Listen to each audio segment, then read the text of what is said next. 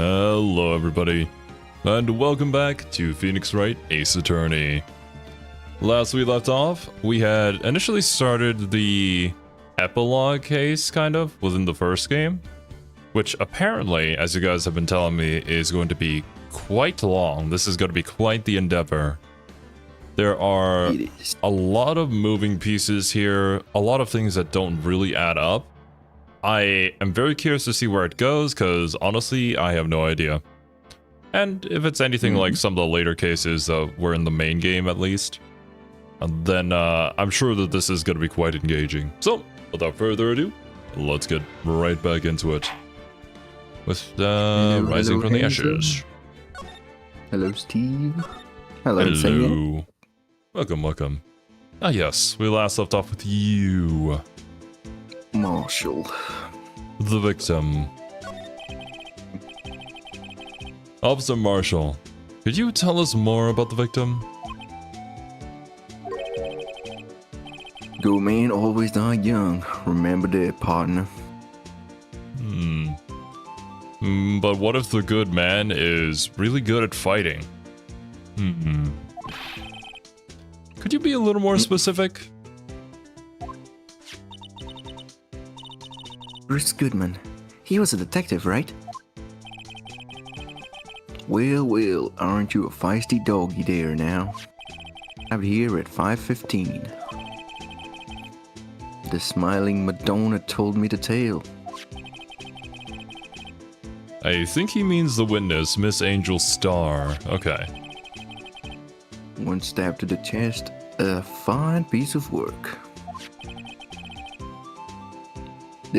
Here's the autopsy report. Right, Goodman's autopsy report. Death due to loss of blood. One knife wound. Died within an hour and a half of 4 p.m. Sometime within that time frame. Now, the exact time has to be really pinned down, considering there are very, exact moments that are happening. I don't recall all of them. We'll have to look through the case files again. Was my sister involved with the victim in any way? Funny you should mention that, Bambino. Chief Prosecutor, Prospector Sky, and Detective Goodman had nothing in common at all. Nothing in common? That is what he said. They apparently worked together on a case a few years back. So, there's no motive. Goodman wasn't particularly a gifted detective.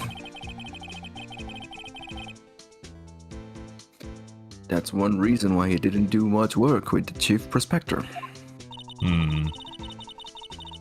But my sister called the victim here on the day of the murder, right? Here, to this parking lot. Was it the sister? So it seems, like calling an unarmed man to shoot out at high noon. It's high noon. If it was the sister, then what was the purpose? I wish she would just tell us, you know? I think that would make things a lot more clear.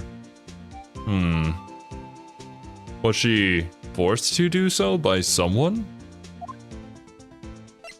Marshall. I don't mean any offense, but... Officer Marshall, you're a patrolman, right? Not a detective. You call me out, they shoot you in Texas for that. What was the movie called? I recently rewatched No Country for Old Men, something like that. And yeah. The psycho in that movie will probably shoot you for less. Huh? I was one of them fancy shoe detectives till 2 years ago, to tell you the truth. Oh, really? Now he tells me. But you're a patrolman now, so how can you be in charge of a crime scene? Nothing gets by you, does it, Bambina? So, why are you in charge? No reason. We're just short on hands right now. I'm keeping an eye out in the meantime. How are we short on hands when Detective Gumshoe is stuck at the police station dancing with knockoff Blue Sonic? The intrigue? What would happen if everyone was forthcoming? I think justice would be served if everyone was forthcoming. Would you agree? I suppose everybody must set up some intrigue. I'm hoping that the older sister, has motive to not tell us, you know? Justice will be served. That's odd enough. That's odd, though. Detective Gumshoe was saying he had nothing to do with Thank you, nothing Emma. to do, nothing important at least. You had to learn the dance moves. He is nothing but a so sad old cow dog that can't find his tail. Maybe it's because he runs with that Edgeworth, eh? Who's Justice? Is he in the room with us? I believe Justice would technically be she. And she's also Dizzy's mother. I don't think they're around anymore. Or maybe they're still in the backyard, who knows at this point. Edgeworth. That cow dog's been kicked out of cattle run by order of the chief of police. Just, he don't realize, yeah. Detective Gumshoe kicked out of the investigation? But why? He's like too close to the investigation somehow? Don't make no sense. By the way, did you know I'm an attorney at law? I see your badge. Looks pretty. Round. Our badge is a star, a lone star, shining in the nighttime sky. A beam of light illuminating the evildoers who come in the dark of night. I imagine Marshall over here to be quite similar to Johnny Depp's character in Rango, aka Rango, where he's just making shit up and acting like the sheriff. Note to self, evildoers are weak against starlight. Evildoers are weak against starlight. I don't think that's really the case, especially if you're thinking of like vampires. They can only go out underneath the light of night. Yeah. Just anything outside the sun is good for them, so... Hey, that's a sheriff's badge. Stake to the heart. Yeah, it depends. Classic ones, yes. What's that? Some sort of police passport? This is Detective Goodman's ID card, strangely enough. We found it a good distance away from the crime scene. Wait, does that mean it was dragged there? But like, there isn't really a lot of blood to suggest that. There isn't. Good distance in this rat hole. If you want distance, get yourself to Texas. Texas? This is a tiny little crime scene in a tiny little town with tiny little evidence. Is Japanifornia a tiny little crime in a tiny little town and a tiny little evidence? Like, I feel like what it's based on, it should be pretty big. What difference does a few yards make, compadre? Note to self, if you encounter suspicious evidence, think of Texas. I don't think we're teaching Emma the correct lessons here. No, I don't think we are. There's no better way to study than hang out with the pros. Yes, but there's also a case of, you know, common sense plus never meet your heroes. Maybe vampires aren't the bad guys? Ever thought about that? You know what, Steve? You just cracked the Da Vinci Code.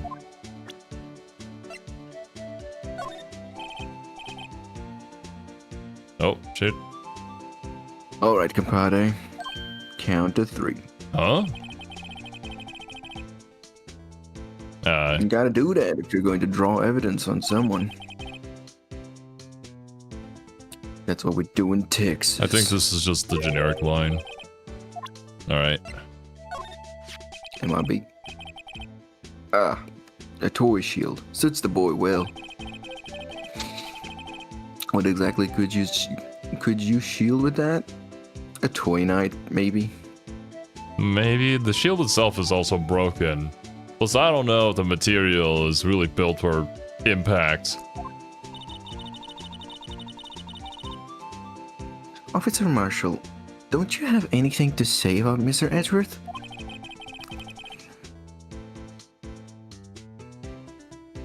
You don't like him, right? We get the point. You know, when I was a detective, I got one of these.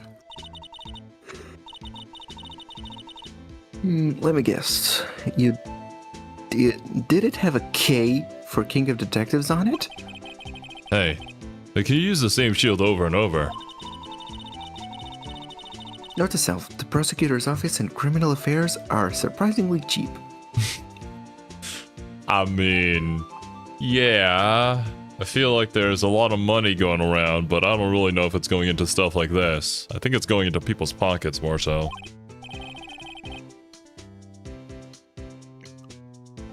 You know it. They've gotten cheaper with every passing year, I tell you.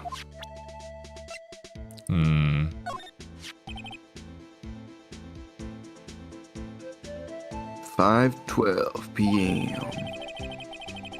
The prospector's bright red steed came in at trot, real slow like. A trot? Mama don't want to tell me the crime occurred 3 minutes later. So it seems the chief prospector was lying in wait. Maybe waiting for a prince to ride in on his bright red horse. So what you mean is, the killer intended to use Edgeworth's car all along. Nani? Here's the little blue badger, by the way. Alright, there you go. Count to 3. Yep. Got anything to say about the thing that you just gave me? Nope. Very good, very good. Alright. Anything else to talk about? Nope. Can I... Oh yeah, we gave him the thing, which means that we can now examine the other side, yeah?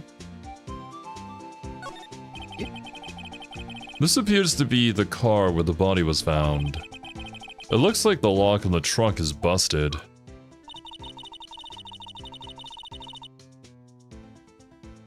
The crime took place in the underground parking lot at the prosecutor's office. The body was found in the trunk of my subordinate's car.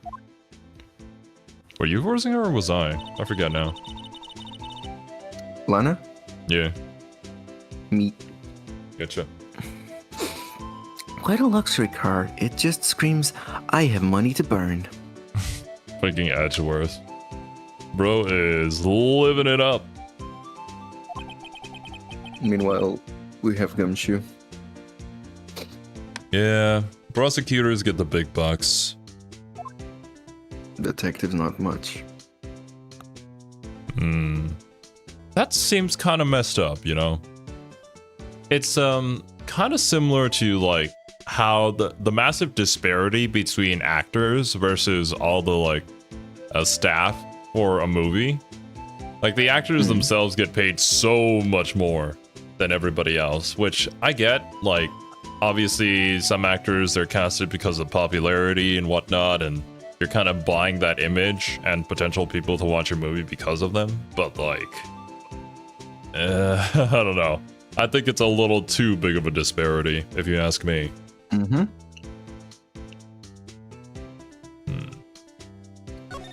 What's all this? This rope. Is it? Yep. They laid it in the outline of the victim's body. Oh, that's what it is. Oh, he was hanging out the trunk like that?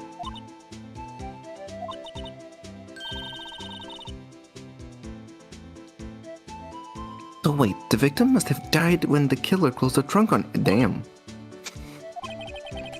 You've got to be the only person I know that would come to that conclusion.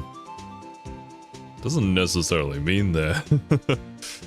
Imagine. No, it does not. You're still alive, you're hanging down like this, and then they just close the trunk on you, crushing your balls. That would be instant death, actually. The balls. Yeah, or maybe he had a singular ball, who knows. This looks like a cell phone. That is a yellow-ass cell phone.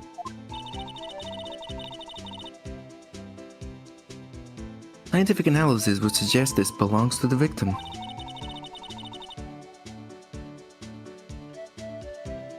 I can't think of anyone else it could belong to.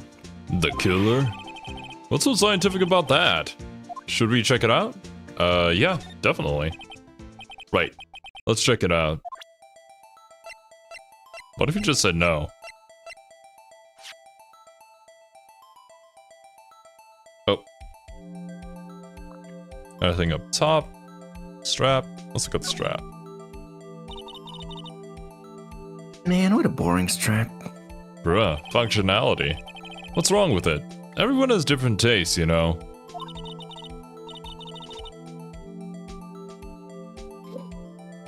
Here, check out mine. It's a pink princess strap. These are hard to come by, you know. I see the series is as popular as ever with the kids.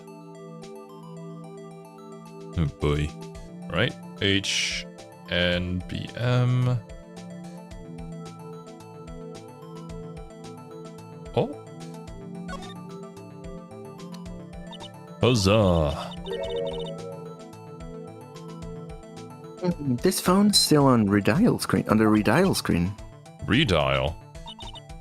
Mr. Wright, most phones keep a record of all the calls you've made and received. You just press the blue button to display the last number you called. Convenient, isn't it? I'm surprised you didn't know about it. I mean, I don't. It's a flip phone. Yeah. Who's here is old enough to remember flip phones, am I right? They must be ancient, if you guys remember flip phones. Sorry to disappoint you, but even I know about things like redial. Oh, I'm sorry. It's just, you never know with people from your generation. Whatever. Let's check this phone out. Is Phoenix like a millennial? Probably is. Probably or like the equivalent of a millennial in this universe. Now, to see who the owner of this phone called last. Note to self, a defense attorney doesn't think first, he just pushes the button. Oh boy. You walk Even up thin ice right now, kiddo? What about the phones before flip phones? Hamza, I believe before flip phones, they were using, like, messages tied to the legs of pigeons.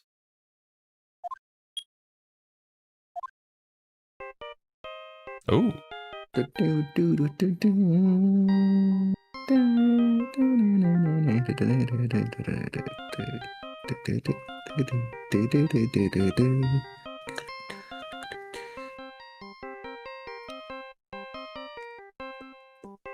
We just like zoom out from this panel and then we just see Phoenix and Emma just jamming out to the ringtone. They're just like me, for real. Hey, that song, I know that. Okay, you can voice you. Phoenix. No, I saw Emma. So I thought it was her. Hey, what's going on over there? We're just jamming to some beats, bro. Ah, no. Sorry. I see you, partner. You pressed the redial on that phone, did you? Well, yeah. Whose phone is this anyway? It was on the ground over there. I mean, I think from the theme you can see. Yeah. Whose is it? That belongs to Chief Prospector Sky. Everyone loves the Steel Samurai. What? It's my sister's? She apparently dropped it when she was taken into custody right after the crime.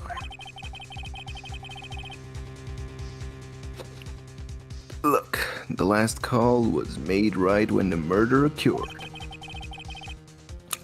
Looks like she was fixing to call someone. Wait, so that was the ringtone of whoever she was calling?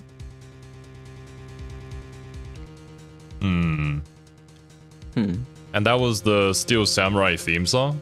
I don't recall the Steel Samurai theme song well enough. Yes. That's the 8-bit version. Oh, I see. Then who do we know that would have that ringtone? Would it not be Emma? I mean, Emma's a fan of the Pink Princess, right? We do know somebody who's a fan of Steel Samurai. But I believe she's in the mountains training currently. Indeed. She is.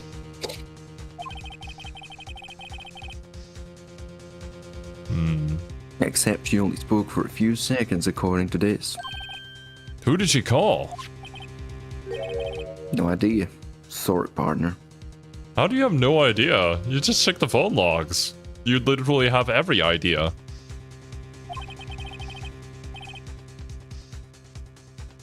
Now, I got a question for you, partner. I heard a phone ring just now. One of those newfangled ringtones. Oh, that. Oh. I'm sorry, that was my phone.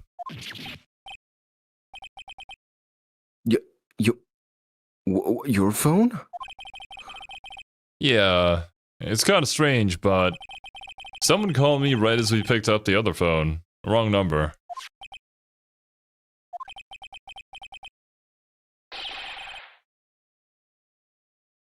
Hope you're not lying. They shoot you for that in Texas, partner. Do they really just shoot you for literally anything over in Texas? It seems kind of dangerous to live in Texas. Uh-oh. I've incited the wrath of the Lone Star Patrolman. Alright. Property of Lana Sky, last call made at 5:18 on the day of the murder. 5:18, eh?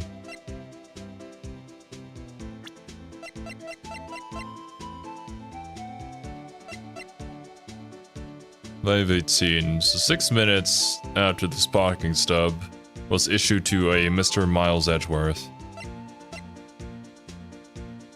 And good man, we don't have the exact TOD. He simply died an hour and a half, within an hour and a half of 4 p.m. Oh. The TOD is gonna be very important. Within an hour and a half, so I mean, obviously 5:30 is the most we can go here. Wouldn't make any sense otherwise. Okay, anything else we got here?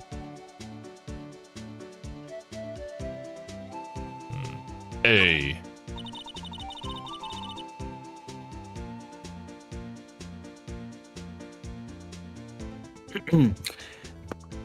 A block. This area is reserved for prosecutors. Defense attorneys are relegated to B block. I dream of the day when I will be able to park my car here. I'll go over to B block to buy my hamburgers, and from you, Mr. Wright. I'm not planning on giving up my job that soon. Why would you think that I'd be selling hamburgers? It's a lot of scientific assumptions happening here. Hamburgers. Is Phoenix stupid? He kind of has to be for the game to happen. Imagine if Phoenix solved everything for us. That'd be nice. That being said, there were things Phoenix picked up on that I wasn't thinking about, so I don't know what that says about me. B-Block is through there. That's where visitors park. I can see the Lunchland? Yeah, the Lunchland card over there, far in the distance. Hey, you're right. I like the cute design on the door. I can see a cartoon cow munching down on a juicy looking steak. Isn't that cannibalism? Cannibalism. I don't know how I feel about that, actually.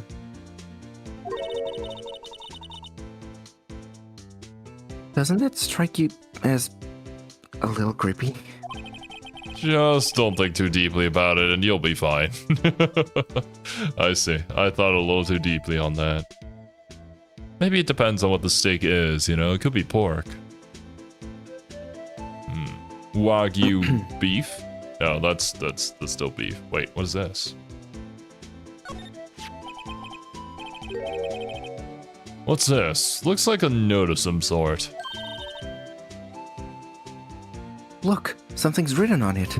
Thank goodness Kiwi's not here. She'd say the stupid number. She would. You're right. You're right. Let's see. You get to see it. You get to see it. I had to say it. No!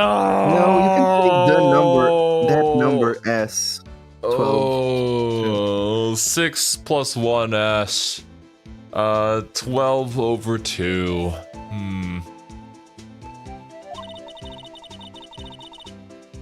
There's a name printed on the paper above that. Goodman. Maybe it fell out of his pocket when he was killed. Well, so, what does it mean, Mr. Wright? How am I supposed to know? Note to self, for a deductive reason, go to Edgeworth, not Wright. I'm sure Edgeworth wouldn't know what this means either. Who would? Good man. 12 or 2. I mean, is it February right now?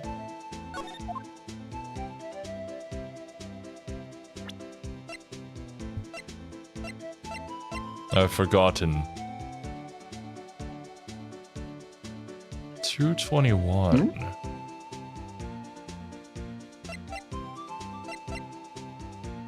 Is that a time?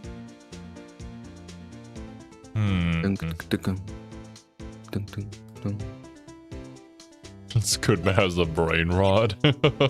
Game trash, don't know why you're still playing. To be fair, it was made before anything like that was created. Probably before TikTok was even a thing. 518. What do the numbers mean? Is there anything more to... Okay, no, there's not a 3D thing to this.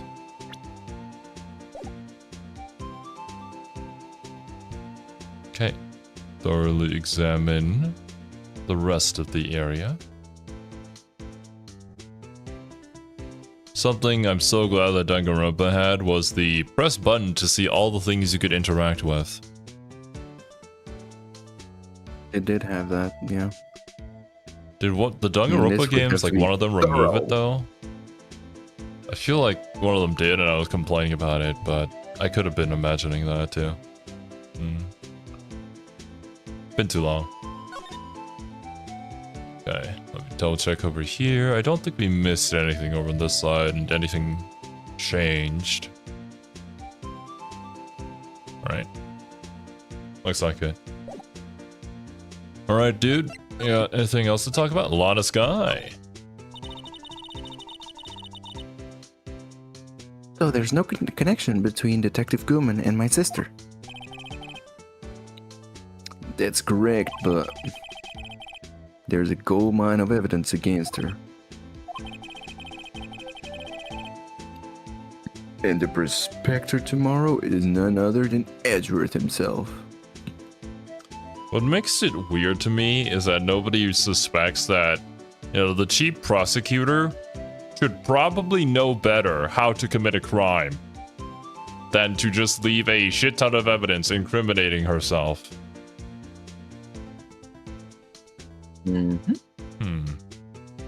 Wait, thinking about it again, wasn't there the whole intro cinematic thing with like people in a tower and then 2 people apparently being stabbed at the same time?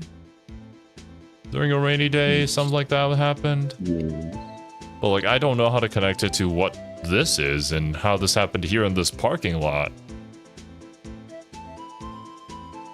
But then again, did it happen in this parking lot? There didn't seem to be a whole lot of blood around here.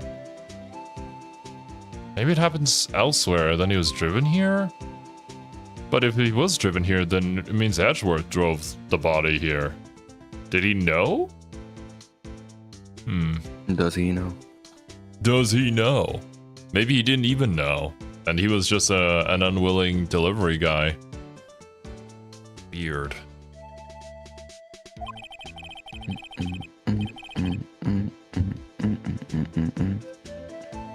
I'm afraid your sister's fate is decided, Bambina. Many condolences.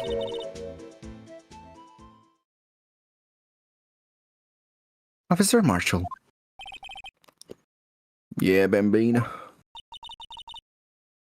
How can you say that? You and my sister... You were... Wait. Is there something between this cop and her sister that I don't know about?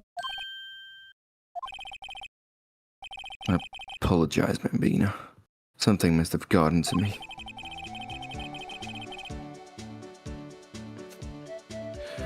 Maybe it's that dry wind that's blowing through the prospector's office. Emma, please tell us. Later on. Dry wind or ill will. Someone's up to something here. But who? Oh, the office atmosphere. Okay.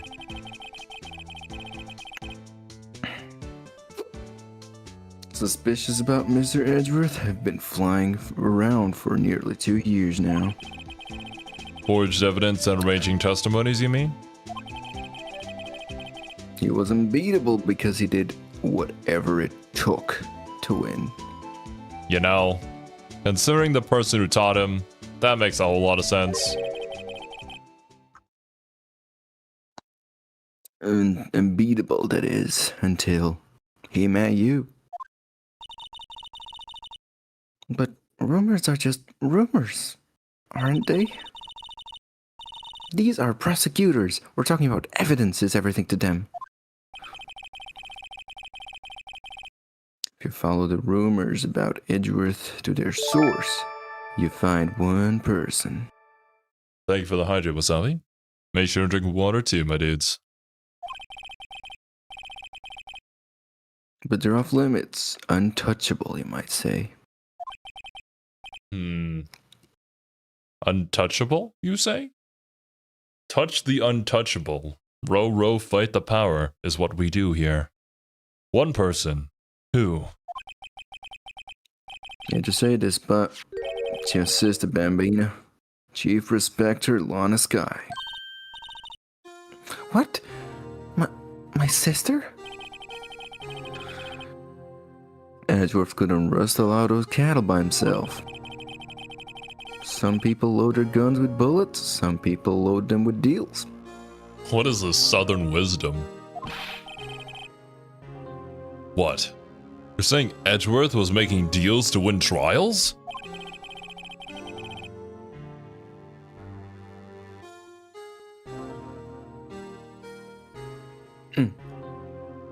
Where there's gunshots, there's bound to be bullets. I believe the saying is where there's smoke, there's bound to be fire. But, I guess this works too.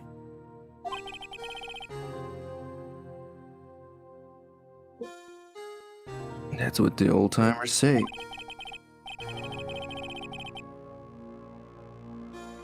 There's a big old secret hidden around here somewhere. Everyone knows it. Is that why Detective Gumshoe was taken off the case? Did they target him because he was closest to Edgeworth? I mean, the man literally polishes Edgeworth's desk for him. I don't really think that's part of his detective duties.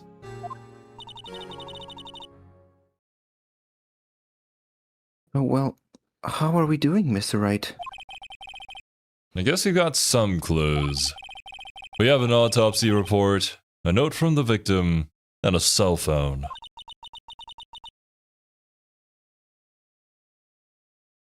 So, you think we'll be okay?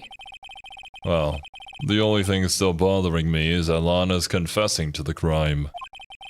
She says she did it. No problem. I can guarantee that she's not a criminal. Oh, by the way, Emma. Yes? I know that song your phone plays when it rings. What?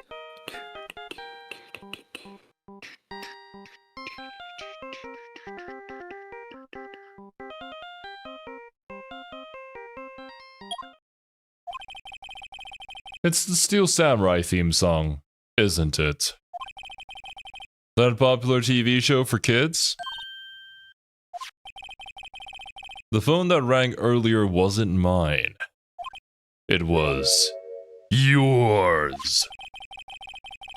At 5:18, just after the murder took place, your sister called you, didn't she, Emma? I'm sorry. Can you tell me what you talked about? She hung up right away. I see. Was she going to tell her something and then decided not to? Instead decided to just confess for the crimes instead of trying to warn her? Right. Last call made to her sister Emma at 5:18 on the day of the murder.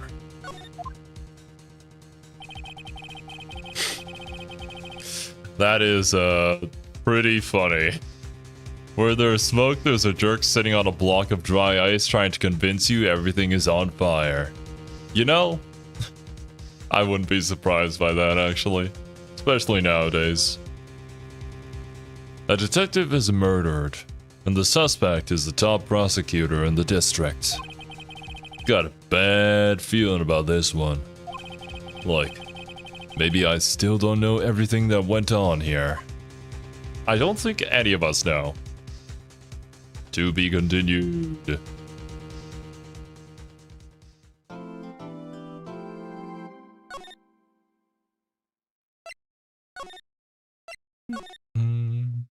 Alright. Give me just a segundo. 1. February 23rd, 9:34 a.m. Defendant lobby number 2. How did the investigation go yesterday, Mr. Wright? Frankly, there are still a lot of gray areas that you could most certainly fill us in on if you wanted to tell us. Or rather, the whole thing is one big gray area. Don't worry about me, no matter what the outcome. There is a pretty bad outcome. I'm ready to accept my fate. Okay, what? Why are you so ready to accept your fate? One thing that I could think of is that kind of like your sister's life hangs in the balance of this. Like the safety of your family, one would assume. But why? What happened? Who's threatening you? Or did you actually do it? Don't think that would be the case. I believe in you, sis. Mr. Wright, let me offer you a word of advice. Yeah? A defense attorney should never believe their client. The defendant is called to trial because they are suspected of wrongdoing. Never forget that.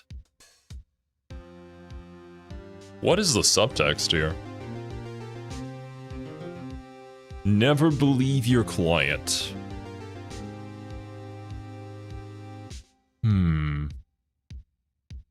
Well, in her case, she's confessing, right? She's saying that she's guilty. By telling us to never believe her, that means that she's not. But she's also confirming that she's here for a reason. Miss Sky, you... You remind me a lot of Mia. But there is one decisive difference between you and her. And that is... You're not a defense attorney. I believe it's almost time for the trial. Good luck, Mr. Wright. And yeah, she's the chief prosecutor, right? So she always sits on the opposite side, or well, Does she even get involved in the cases in the first place? I think maybe she more so manages over all the rest of the prosecutors. But she probably, to get to that position, she would have had to have court experience, I'd assume. My first trial without a fae helping me. Oh boy. Yeah, we can't call upon the spirits either. No one's gonna bail me out this time. No, Mia. I'll be alone in there. So I have to discover the truth all by myself. Jeez, I have no idea what the truth even is right now. Let's do it, Mr. Wright. I'll be with you the whole way. That is reassuring, I think. Feb 23rd, 10 a.m.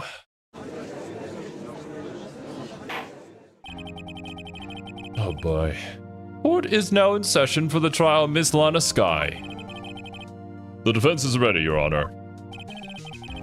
The prosecution has been ready for a while, Your Honor. Edgeworth. It's been 2 months, but I haven't been in a courtroom since his trial. I hope that personal feelings will not be a part of the proceedings today, Mr. Wright. I will choose the path I think is right, regardless of what those around me might say. The judgment to be made here is in our hands, not those of anyone else. Ready? Welcome Very back. well, Mr. Wright. Mr. Edgeworth? Your opening statement, please. Chief Prosecutor Lana Skye has committed an unpardonable crime. Not only this, but she was rash enough to commit it in the prosecutor's office lot. That too, the location as well. That would be the dumbest possible thing to do. Would you not rather, like, call them out into a forested area?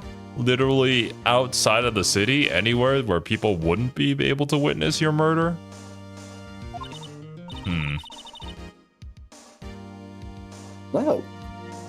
Wow, he's much forceful. He's much forceful in person. I like how you attempted that 3 different times and you still didn't get it right. He's much more forceful in person. Indeed. I suddenly feel like confessing to everything. Please don't do that, Emma. However, she will now pay for the rashness with her life. There was a witness to her crime. This is his attorney logic. Just for the defense. Yeah, unfortunately true. That being said, I wish I could just blurt all these things out and people would understand still.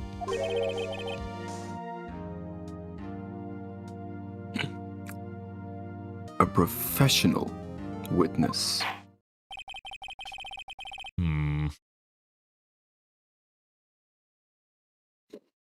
Well then, call your first witness, Mr. Edgeworth. The prosecution call its first witness, Miss Angel Star, to the stand. There's something not right with Miss Angel Star. At all. The cough-up queen?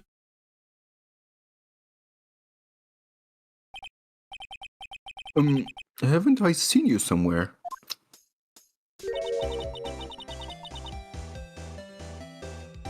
Oh, this was me, right? Yeah. I was thinking, I'm pretty sure I voiced a female character. I thought it was Lana. No, it was Angel. Oh, goodness. You ordered the caviar lunch, right? Caviar. I've never eaten caviar before. The judge is really wolfing it down. Ah, and for you, I have a fiesta bowl. Thanks. Will the witness state her name and profession? Ah, and you, sir? Did you order the fingerprint lunchbox? Isn't that basically just rice with sesame seeds? Yes. It is too early for lunch. Your name and profession, please. Well, Your Honor, how does it taste? He's actually eating? So this is why everyone raves about caviar. It's so tasty it hurts.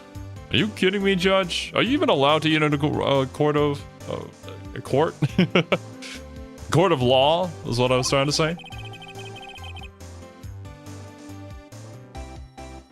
I always thought caviar would taste like pickled tapioca.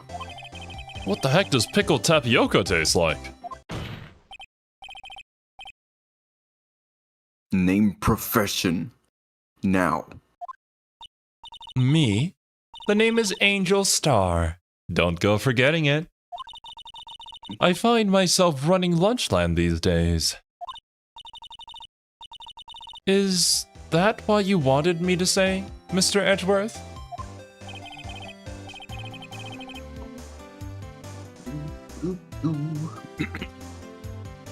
Very well, witness.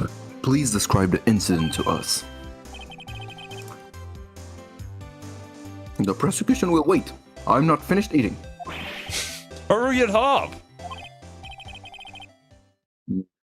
Very well, Mr. Edgeworth. And you know, we usually call on the police or provide description of the crime. Your Honor, as Mr. Edgeworth has said to the court, I am a professional. And what exactly does that mean?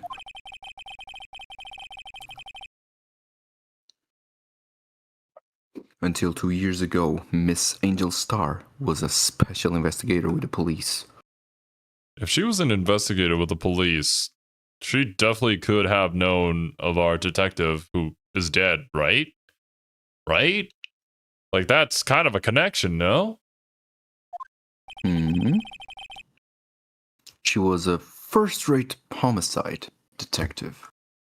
Wouldn't she also have the knowledge to, say, set up a crime scene to make it look like somebody did something that they didn't do? What? Mr. Star was a detective. Miss Star was a detective? You good, Silver? I am. I'm a little waking up. Gotcha. I know who you are. Cough up. Cough up Queen Angel Star, Your Honor. Long time no see.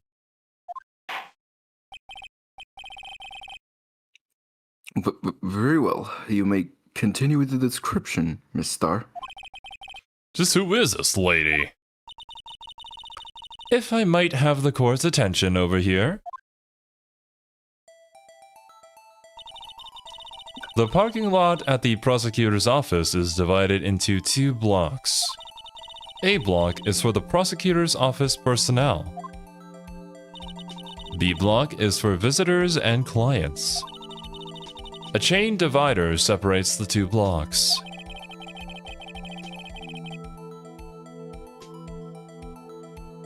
I suppose that's to keep the visitors from taking up prosecutor's space, yes? The crime took place by a car in the back of A block in the car's trunk. The killer stabbed the victim with this knife and went to drive the body out. Unfortunately for her, there was a witness, and an arrest was made on the spot. And who was this valiant witness? Why, it was me, Your Honor. Alright. Where were you? Where were you standing when you saw this happen? Why are we pointing out A block and B block? We're not going to point that out unless if it becomes important in this case, right? So how would that be the case? Why would that be the case? The chain divider between the 2. Is there some sort of way to access one and the other? But why would that be used?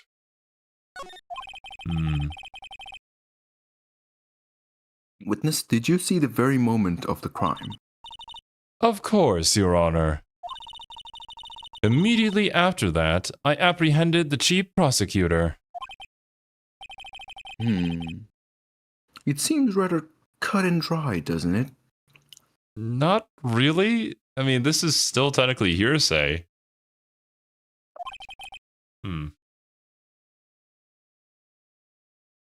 Well, Mr. Wright? I can't agree on principle, Your Honor.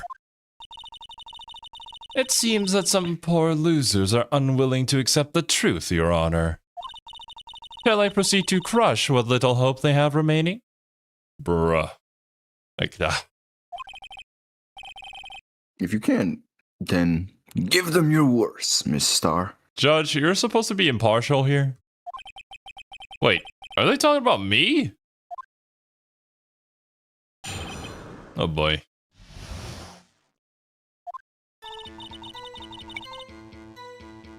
Somehow, I always knew a day like this would come. How? Unless if you planned it. I was on my way to deliver a lunchbox to my boyfriend. And who is your boyfriend, and how many of them do you have here? When I sensed something. Perhaps it was my finely honed detective's intuition at work. Damn, Lana looking cray-cray. Through the wire fence, I saw the chief prosecutor standing next to a garish car. The chief prosecutor was holding a knife in her right hand. Then she thrust the pointy tip of the knife into Detective Goodman's chest. I mean, if that really was the case, then you kind of had to have seen Goodman from behind? How could you properly identify him as Detective Goodman? Bringing a lunchbox to your boyfriend. How touching. Who is your boyfriend? Point him out.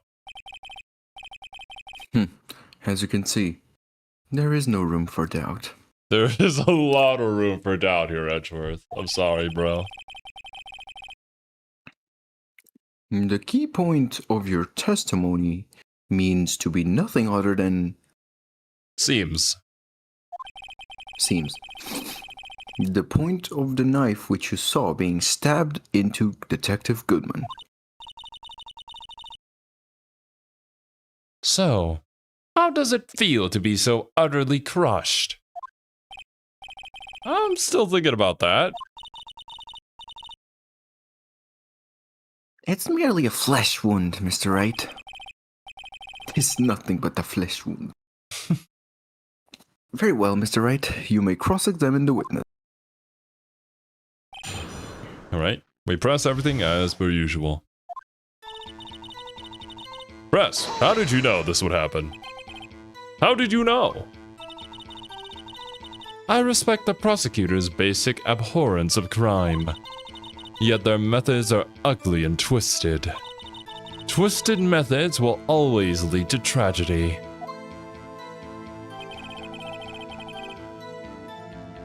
The lunch lady's uninformed opinion is duly noted. Duly noted indeed. Given that they are used to erasing inconvenient evidence at their whim. Killing off a detective that knew too much is merely an extension of that. That is kind of a leap in logic.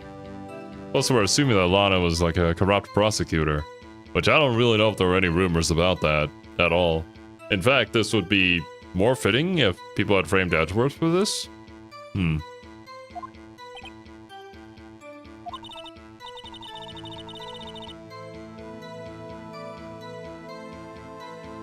Miss Starr, do you have something personal against prosecutors?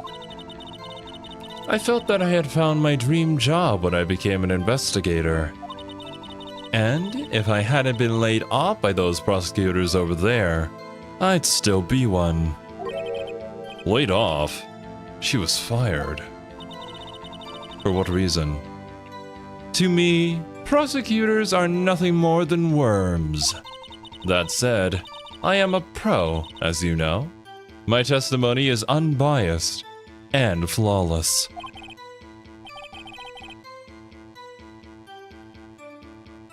Very well. You may continue, Miss Star.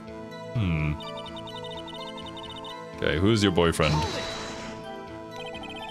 This boyfriend, he's the detective? Not that boyfriend, the security guard.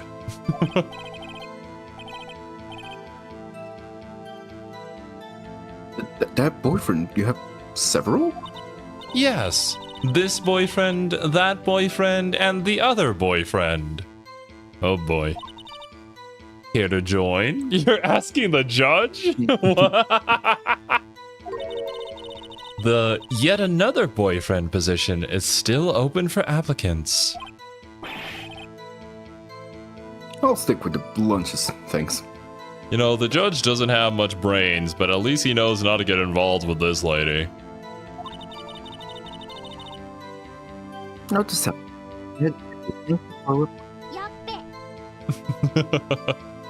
The judge had to think before replying. Discord ate that message. No, fine. The security guard room is in the lot in A block. It's up on the second level, so you can see everything from there. That would be the room with the security sign. Incidentally, did you bring your lunchboxes by car? Since I'm a visitor now, I parked in B block.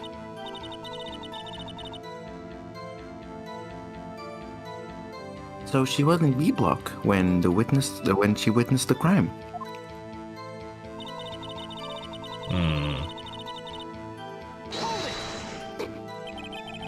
You sensed something? So you're saying you had a premonition of the murder? It felt like... how would you say? Oh yes. It was like the feeling you get when you view a pumpkin chock full of seeds. I have no idea what that means. Speaking of a detective's intuition, wasn't the victim Mr. Bruce Goodman also a detective? Yes, well, he was like a young cheese. A young cheese? A pale, white cheese, not yet tangy with experience on the streets. A greenhorn. Then I must be hard yellow and sharp as a tack. Yeah, with the odor of an old cheese to match. Whatever you think you are, Judge. In any case, there, in the lot, I felt something stirring in the back of my mind. Sure. By garish car, you mean... Mr. Edgeworth's car, yes.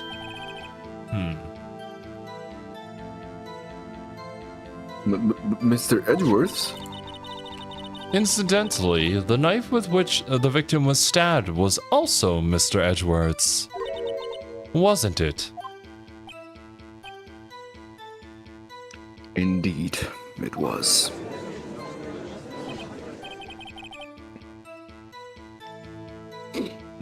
What an odd case this is. And the person you saw?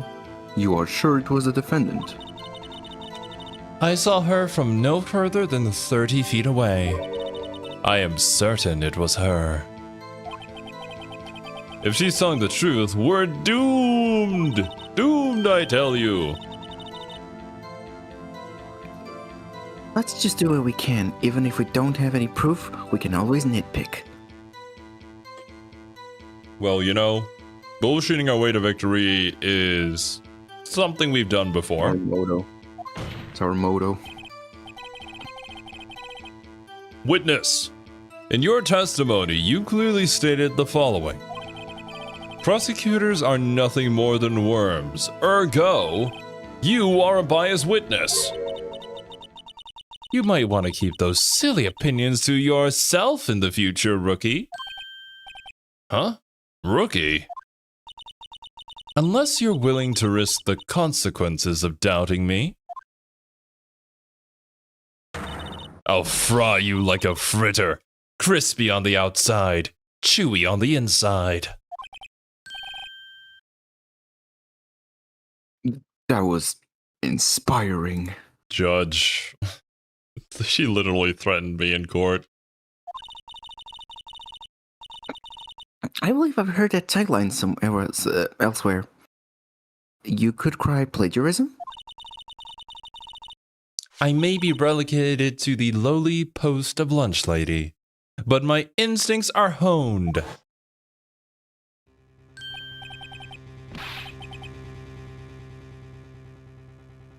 A photograph.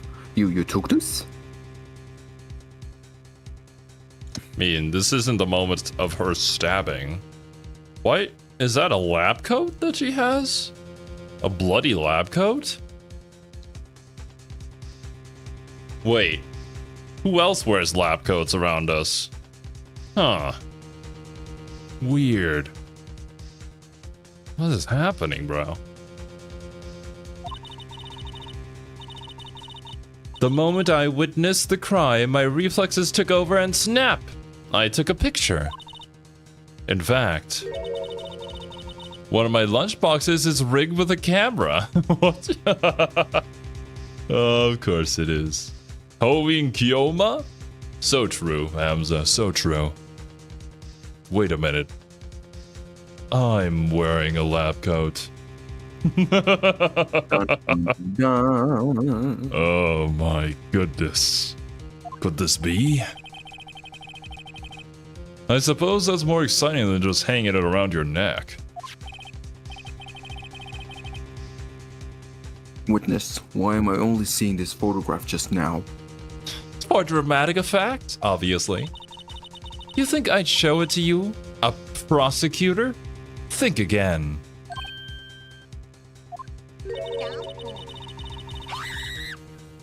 My boyfriend works in the photography division of criminal affairs. Which boyfriend is this now? Well, this is most certainly the defendant.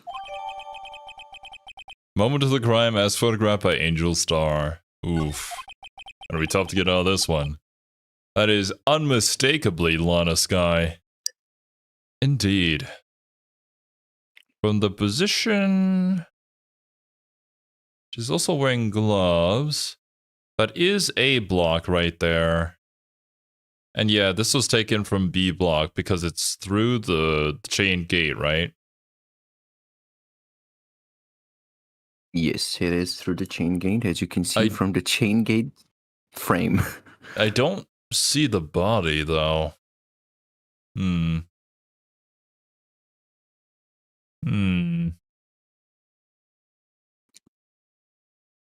Why is the camera only producing black and white images?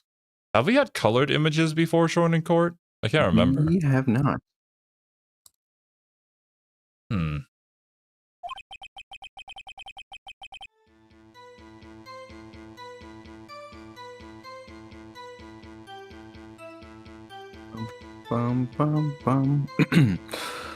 So what was the defendant doing at the time? Okay. Press. Tell me more about this knife that the suspect was carrying.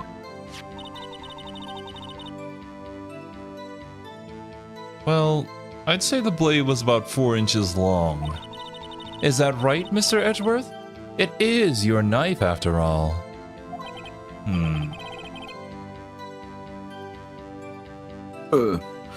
Yes, that's about right.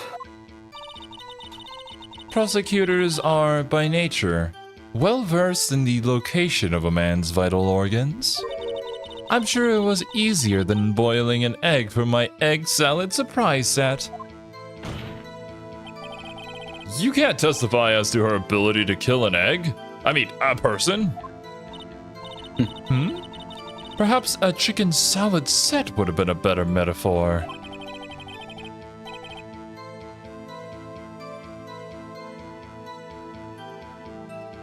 So the defendant was holding a knife. What then? Right. Tell the court why you Stream is didn't try to lagging stop a little. this crime. What were you saying? The stream is lagging a little. I gotcha. The Discord one. You did see her raise the knife to strike, no? The defense has a point. Unfortunately, by the time I realized what was going on, it was already too late. Too late? Yes. The next moment, the chief prosecutor brought down the murder weapon. I see.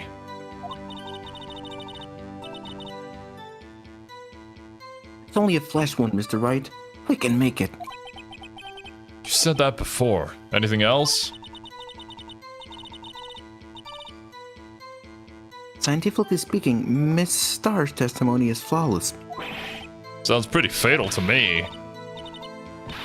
What do we do? Is this it? Is my sister guilty? Let's just keep our heads cool and press the witness a bit, shall we? For some reason, having her panicking next to me makes me calmer. Don't smile like that.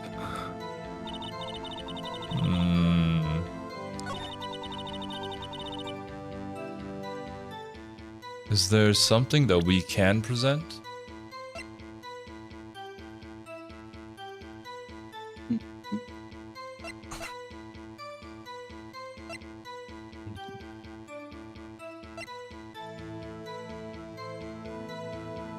No prints. Well, she was wearing gloves, so it would make sense that there would be no prints. If she did actually do the murdering.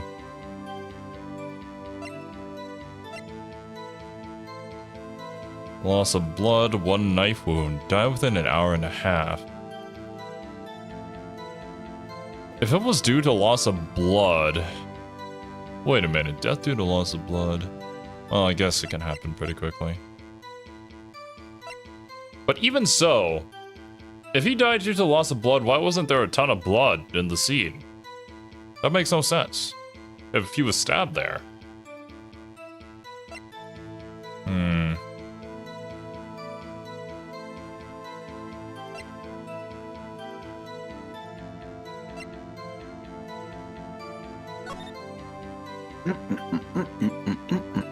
You're in B, so you're basically kind of like in the middle of B in order to get a picture from that angle. Why did Lana not see you? Maybe she did. But if you were in B, then how did you make the arrest? Parkour, parkour, parkour.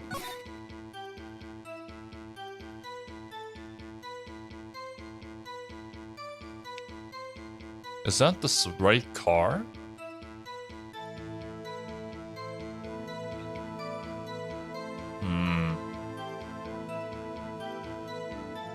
Doesn't really take all that much loss to die from it. I mean, yeah, but where's any blood? Because, like, we didn't clean up the crime scene, right? And if he was left to, like, die hanging out from behind the trunk of the car, then there should be at least some.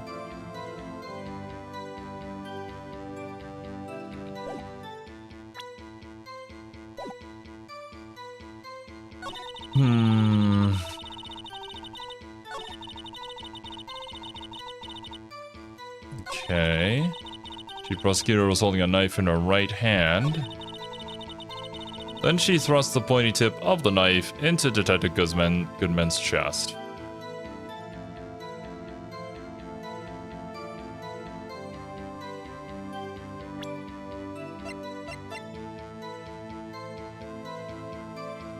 Traces of victim's blood, no prints. 1 knife wound after an hour and a half of 4 p.m.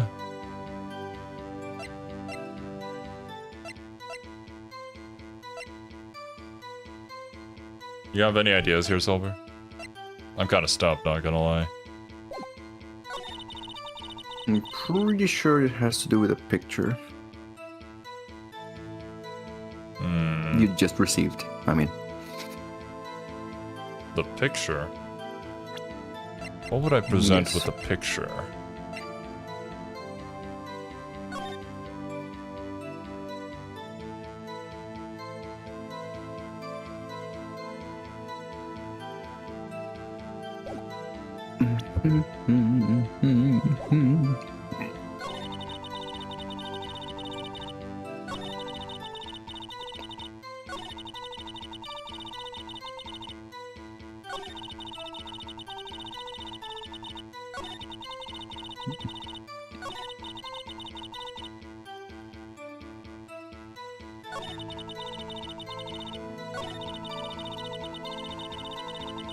Yeah, I don't know. I got no idea. The prosecutor was holding a knife in the right hand. Do you see that Yeah? in the picture? In the picture? No. But then That's... she said that she took the photo after, right?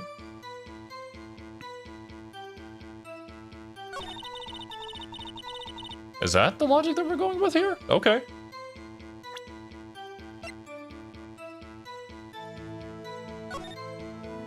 Because, like, my thought process of this is, if this was taken after, then wouldn't she just, you know, stab him with a knife? She wouldn't be holding it, right? Maybe she left it in him and he's hiding? But then again, like, I don't think that this is the case. I don't even really know if that's blood on the lab coat. I guess we can go for that angle. Okay, I can kind of see that. Objection! And you witnessed this? You saw Miss Sky stab the victim with the knife. As I've already said, yes. I swear it on my finest salmon swirl lunch. I'm sure that is a fine lunch. But isn't that odd? Look at this photograph. This is the photograph you took at the very moment of the crime, is it not? Oh, that's what she claimed? I guess I missed that. Then why is Miss Guy not holding a knife?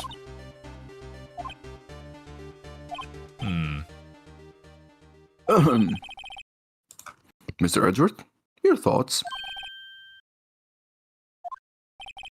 Objection. That had to be the weakest objection ever, Edgeworth. Yet it was still stronger than you ever than your ever feeble mind, Mr. Wright. What do you mean, Mr. Edgeworth? This photograph was not taken the moment before the stabbing. Yeah, it was taken the moment after the stabbing. Objection! And how can you tell that? Blood splatter. Huh? See the dark crimson stains on the chief prosecutor's coat? But it's a black and white photograph.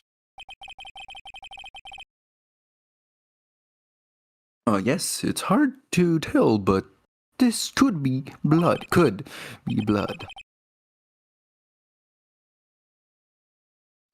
Well, Mr. Wright, I see no problem here. No problem, except you. Mr. Wright, are you just going to sit there and take this kind of abuse? Ugh, got a better idea? Objection! Wait, that contradicts what the witness said in her testimony. Namely, that she took the picture the moment she witnessed the crime.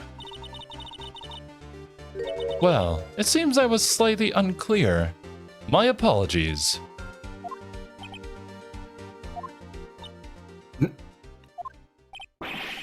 That's it? If you run out of lunch, you order seconds. Problem solved. If you don't like it, try ordering the jumbo-sized lunch from the get-go. Good advice. I'm not sure I understood, but good advice. I didn't have time to stop her. Prosecutor Sky was cold, calculating, like a robot. She killed without pain or remorse.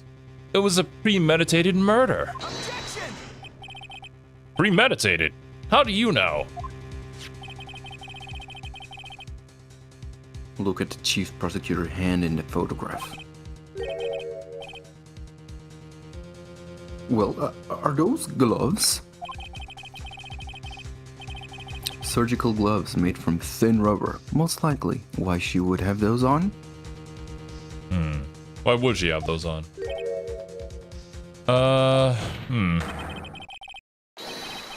If it was not premeditated, she would not be wearing those gloves. Premeditated. But, Yeah, that's what I said. does Premeditated. she wear gloves normally? I think well, no, wait. Wasn't one of her hands wrapped? Yes. One of her hands was indeed wrapped.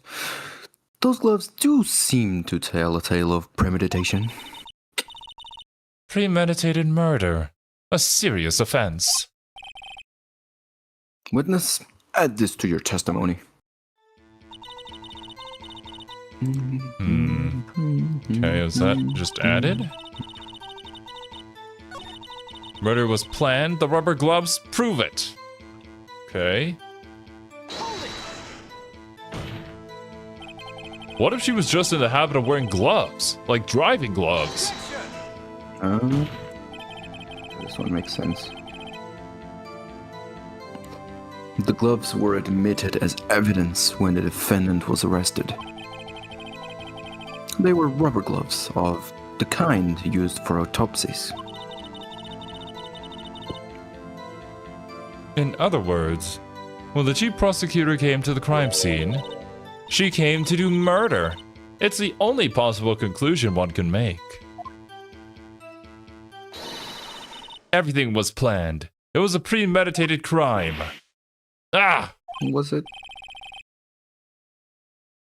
Impressive. I'm sorry they took you off the force, Miss Starr. This is bad. He's got them thinking this was all planned. If she can prove this claim, the trial's already over. Gotta think of a way to show that this wasn't premeditated. It's only a flesh wound, Mr. Wright. We can make it. You said that before. Anything else? Scientifically speaking, I already read this. Sounds pretty fatal to me. Let's just keep our heads cool and press the witness a bit, shall we? Alright.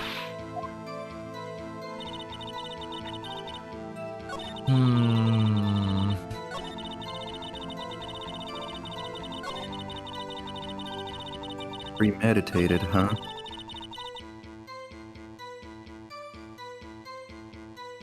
Was it?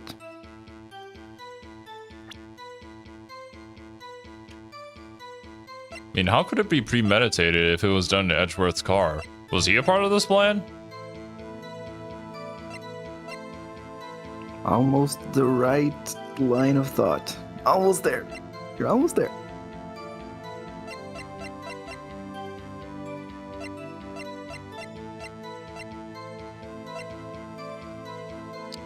Hypothetically, when you want to do a premeditated crime, don't you just have everything like set up and ready to do?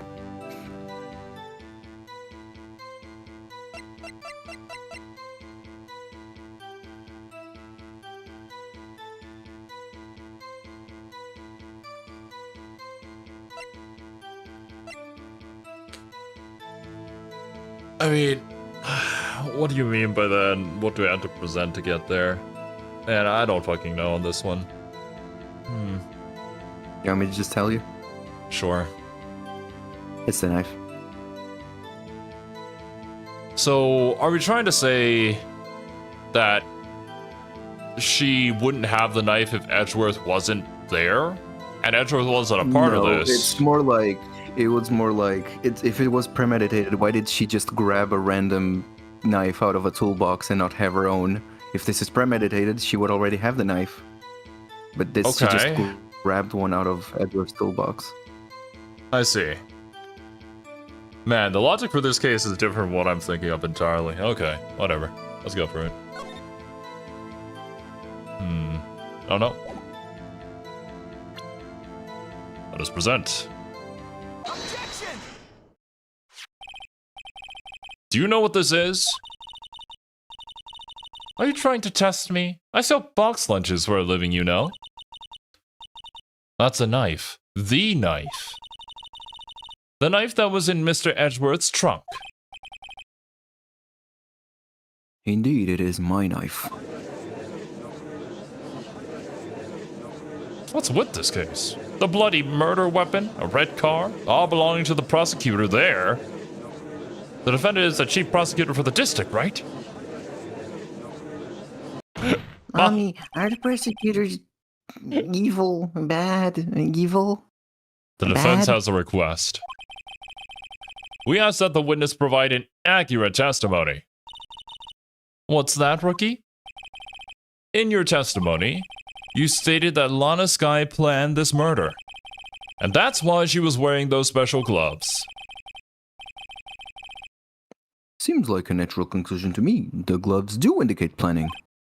However, why would she not also prepare the most important thing? The murder weapon.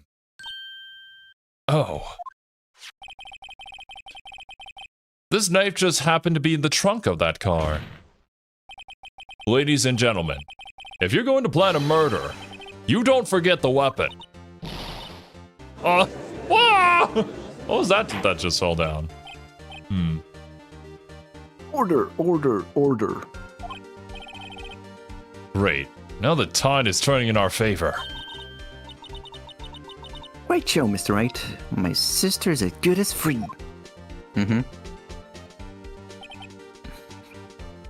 Right. I believe the next lunch you'll be eating is humble pie. Nani? I hope you weren't deluding yourself into thinking that the tide has turned. Not over such a trifling detail. But this shoots a hole in the whole premeditated theory. Bah. A prosecution could care less if it's premeditated or not. The only one who seems to care is that lunch lady over there. The defendant, Lana Skye, murdered a detective with a knife. That is the only thing the prosecution need to prove. Nothing else. Very good, Mr. Prosecutor. I suppose you think you are clever now. But you know as well as I do that she planned on killing him. It was planned. And she's really got a vendetta against Lana for some reason. I'd assume that they have a past together. Oh, damn. Didn't read it in time. It had something to do with she was wearing something.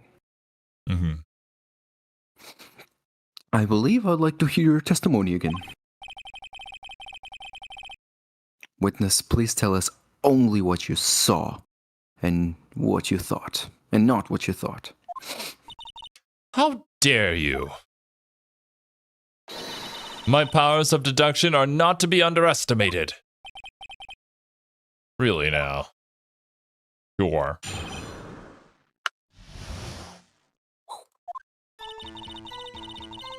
Lana Skye intended to murder Detective Goodman.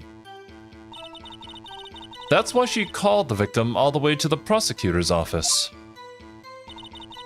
I'm sure the chief prosecutor had a grudge against the victim. Nothing else could drive that human machine to plunge the knife in again and again. And again and again? What do you mean? It was only one. You crazy, lady?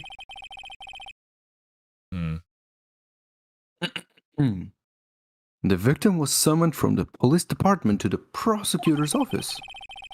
It does sound a lot like premeditation, doesn't it?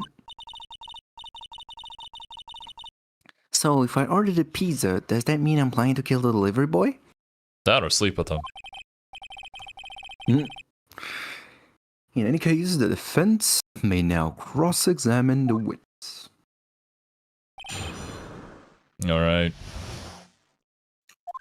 You got this, Zero. I do. This one's at least pretty direct.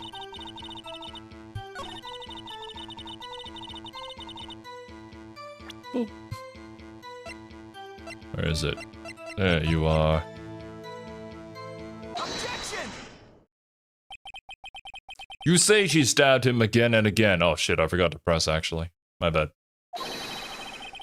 but you couldn't have witnessed that. Are you testing me? Then I'll test you. With my moss surprise. That looks disgusting, actually. Moss. Surprise. Hmm. I'm afraid the moss is growing under our feet as we wait, Miss Star. Sumi, also cooler on the caps locks, please.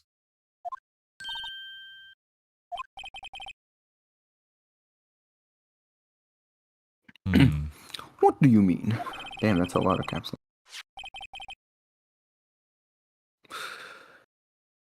I shouldn't have to explain this, but take a look. The autopsy report states that the death was due to a loss of blood from one stab wound. Indeed. No worries, Sumi. Like, I'm fine with people using it occasionally, but, you know, shouting at me in chat is not welcome. Aha! You're right. Good show, Mr. Edgeworth. Oh my What god, a Emma. hunk! He's my hero, really. He is currently the enemy, Emma. Focus up. Jesus. What about my objection? No one noticed?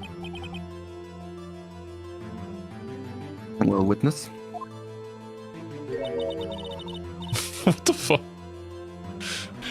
You got the crime scene set, right? It's It's just a lunch with Is that like probably ketchup tomato with ketchup. like a fork Yeah. stuck in the middle? Bruh. Even though I think it wouldn't putting ketchup on top of sushi rice be like a crime? I think a lot of, you know, chefs would be very mad about that. Sushi chefs in particular would probably stab you. Oh, thanks. I always believed that no one could ever mistake ketchup for blood. But now, I realize that such mistakes are possible. So, you're saying you mistook something for blood? When she lifted her knife, I thought I saw blood at her breast. Splattered blood from her victim. That's why I thought she must have stabbed him at least twice. Then tell us what you saw. You thought it was blood. Testify. Time to come up with a new story. Her red muffler looked like blood to me. That's how ghastly the whole scene was. Red muffler? What's a muffler? The scarf. Wait a minute. The red scarf she wears around her neck, or usually wears around her You neck. mean the thing that she doesn't currently have on? In this Yeah, photo? but I think if you go to her profile, you will see the red muffler. Indeed, we will. Don't believe you can even view profiles here, unfortunately. God damn it, it's Attorney 1. Well, I think I know what to present here. So I'll do just that. That being said, maybe I should go back and press the other things just to see what they say. Would that be worth it? If you want to exhaust the Exhaust the dialogue? Yeah. possibility, We can try it. yeah. I think I know what to do here, obviously, but... You said that, but you haven't told us how you know. That's what I'm about to tell you, rookie.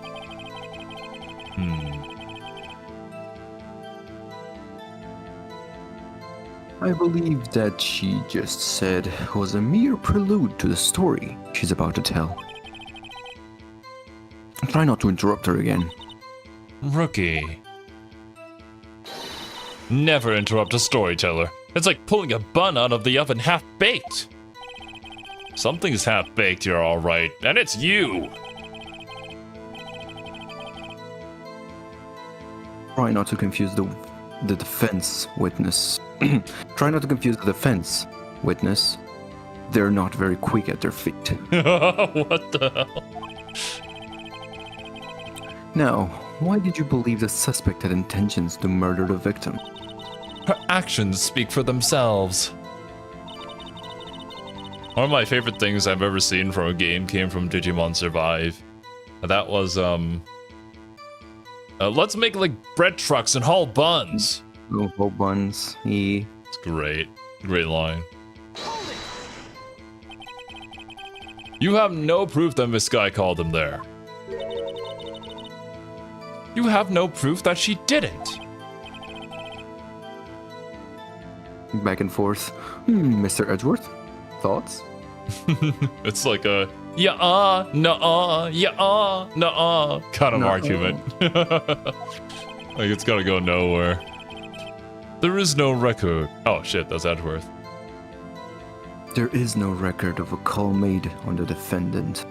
Miss Lanakai, yes. Lana Sky's phone. She might have written him a letter. Come on, you could have tried public phone first at least. In any case, the victim came to the prosecutor's office where she was murdered. He. He. I'm sure he had a reason to be there. Damn, the judge became very noir for a second there. Yeah, he did. Witness? Why do you think it was the suspect who summoned the victim that day? Alright. What kind of grudge? A Juan kind? Well, I wouldn't know that. Of course you don't. That's because she didn't have a grudge. Rookie. I have a lunchbox here. Now, what's inside? How am I supposed to know? See? We agreed there is a lunchbox here, but we don't know what's inside. A person's life is like a lunchbox with pretzels. Don't you agree? What? Huh? My mom always told me life was like a box of chocolates. Ain't never gonna know what you're gonna get. Which, I think is the kind of thing she's trying to say, but it's said even weirder than that.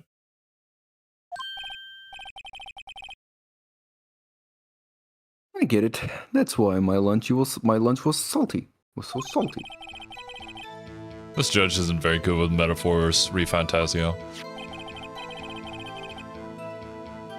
The suspect had a grudge against Detective Goodman. Will you tell us your basis for thinking this? It's simple. It is? Her red muffler looked like blood. That's why she had a grudge against him. Alright. Present picture. Objection! The red muffler. Miss Starr, I demand an explanation. The witness is clearly not suited for detective work. What? The suspect was not wearing a scarf or muffler of any kind when she stabbed the victim.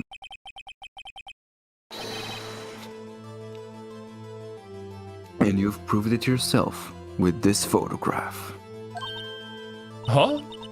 But that can't be! Only a professional lunch lady could be so utterly clueless. Damn, Edgeworth is also dogging on her. I guess she did pick a fight with Edgeworth first, so... Congratulations, perhaps you've finally found your true calling in life. Harsh words, but good. Harsh, but good! What? In the end, Mr. Edgeworth prevailed. What was my objection? Chopped liver? But it was there. A scarf. No, not that. But something red. Really? Well now, where were we? To be honest, like even before the trial, Edgeworth did say that he was here to search for the truth. So, even if that means going against his own witness, he is gonna do that. I'm sure he's gonna flip around a little bit here in a sec, but we'll see. The witness has given us an entertaining interlude, but back to business. Nani? Very well, witness. Continue your testimony.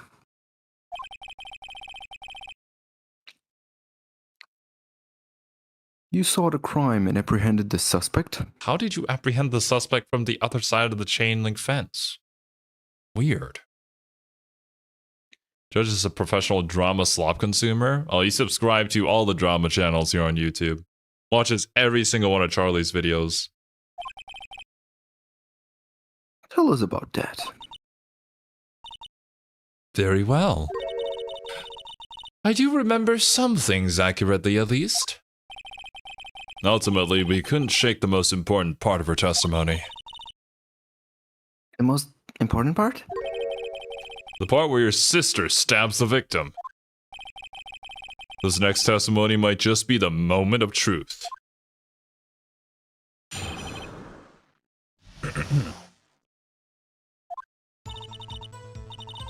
After the murder, the suspect attempted to run behind a partition off to her side. I quickly caught her, explained her rights to her, and arrested her on the spot. Ah, yes. When I arrested her, she mentioned the muffler. That's what had me confused in my earlier testimony. The chief prosecutor made to escape, but against Angel Star, resistance is futile.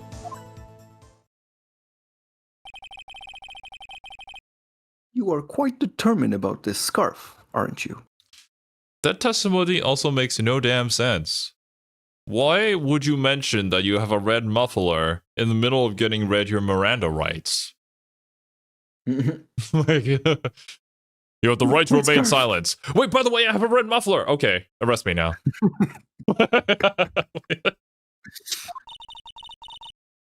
I strike like a snake and bite like a cobra. That's me, Angel Star. That wasn't a very good metaphor. First of all, a cobra is a kind of snake. Don't bother me with details unless you want to get bitten. No thanks. Note to self, Mr. Wright is weak against poisonous snake bites. The chief prosecutor tried to resist, but her efforts were in vain. She knocked my hands aside, kicked over an oil drum. An oil drum? Hard to imagine. Wasn't there a tipped over oil drum nearby? I think there was. I think it was filled with water or something.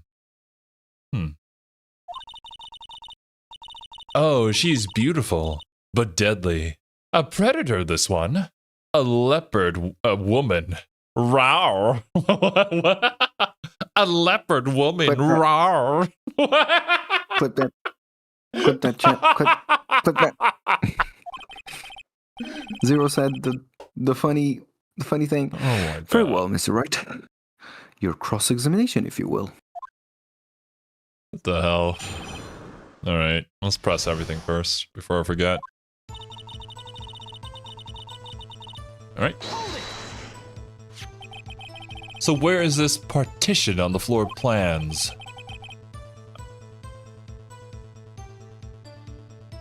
I'm sure she means this wall next to the car. That's right. There was a wall there, about 6 feet high. She was obviously trying to hide herself. Quite a natural thing for a criminal to do. And what did you do then? Zero, stop trying to seduce me. I'm sorry that I have such an alluring charm. I can't help it, chat. I'm just too good. You say quickly. Were you close to the suspect? As I just said, I was only 30 feet away from her the whole time. Maybe we should press her for more details? I mean, yeah. Press her. I'd like to see this on the floor plans, just to be safe. The Lunchland car was over here.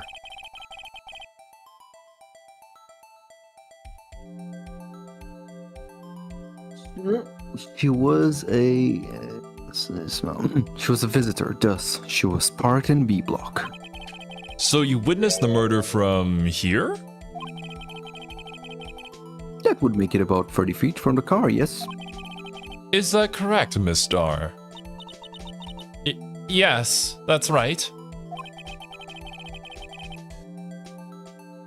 But there was a chain link fence in front of you. I went over it, of course.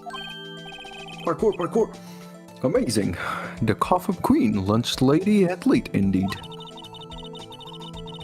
It would have taken her a little time to climb over the fence. So she couldn't have gotten to my sister that fast. Yeah, that fence was about 9 feet high, too. I suppose there is a way to get over it, but that sounds silly. And definitely, like, doing a lot of noise, and it would alert anyone that would be there. I mean, you never know, she could be a ninja. Japanifornia Ninja Warrior over here? Roger that, Sumi. Later. Thanks for stopping by. So how did Miss Sky not get away?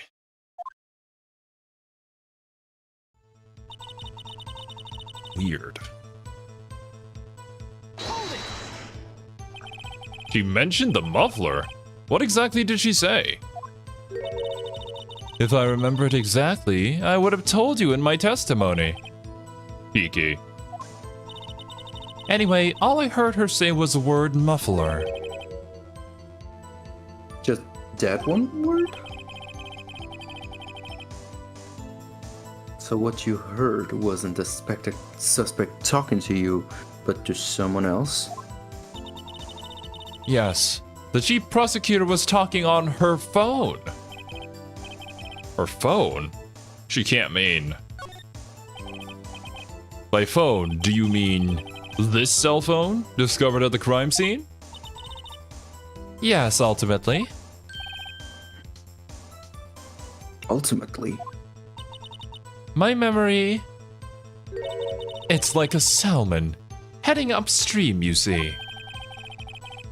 No, the court doesn't see, Miss Star. The chief prosecutor first attempted to use the phone hanging on the wall. On the wall? That's right. Near the car, there was an emergency phone on the wall. I don't think it worked, right? But also, that's behind the partition. How would you know? Apparently, it was out of order. But also, if that's an emergency phone and it's out of order, we really need to do something about that. And so she used her cell phone? Indeed, the emergency phone was out of order.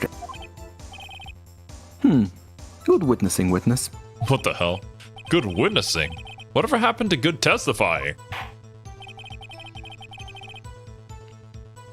You should, of course, add this to your testimony. The things I do to please this rookie defense attorney. Okay, the word muffler was overheard during a call made to Emma at 5:18.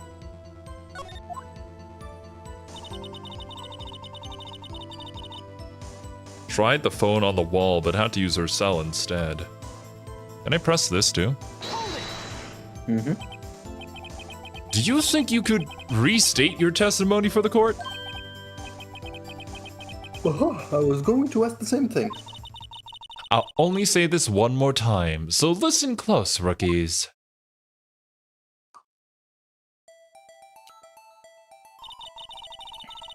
The chief prosecutor stabbed the victim and ran behind the partition.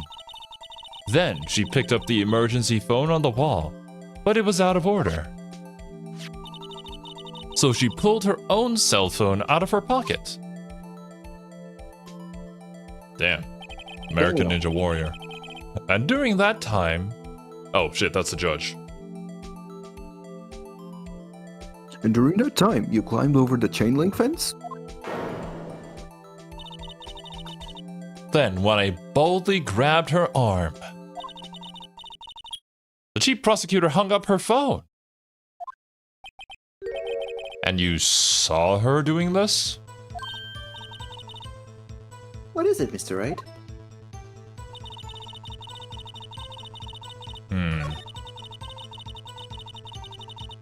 Right. Let me present, I would assume, the floor plans here. Parking lot floor plans. Yes, indeed. Present. Objection! Miss Star, I have to conclude that you have a personal grudge against Miss Lana Sky. Objection! Witness is a former detective. Her testimony is unmarred. My personal bias. I By highly personal doubt that. I smell bullshit here, Edgeworth, and you do too. Well, who would have thought you would be my knight in shining armor, Prosecutor? You, who together with the cheap prosecutor, kicked me out 2 years ago. That is motive, isn't it? What are you doing? Why are you giving me all this ammunition? Well, Miss Star? This is a fatal contradiction with your testimony. How do you explain this? I don't know what you're talking about. Mess with me, and I'll make you cough it all up. Let's look at the floor plans. You said you witnessed the crime from this point. However, if that's true, you couldn't possibly have seen Miss Sky making that phone call. Unless you were 20 feet high. Or either that or you're a titan. I don't know. Forget Phoenix. Is she stupid? Probably. I mean, she literally took a picture to prove herself wrong. What? Former cop, she can't be biased or hold grudges? Lady proceeds to prove she can and does hold a grudge? Yeah, I don't know what's going on, man. Like, quite literally, he was trying to throw you a bone, and then you're like, no, I hate you, actually. I have motive. I believe you see what I'm getting at. That emergency phone was on the backside of this partition. If indeed you were in B block, you couldn't have seen it. What? Wah! Warg. Warg. Order. What is the meaning of this? It's simple, Your Honor. She's not coughing up lunch. He's coughing up lies. Ugh. Grr.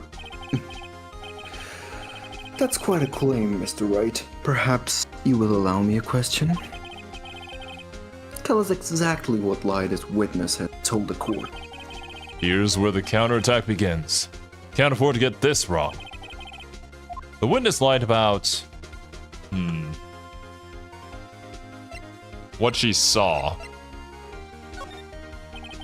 She lied about what she saw.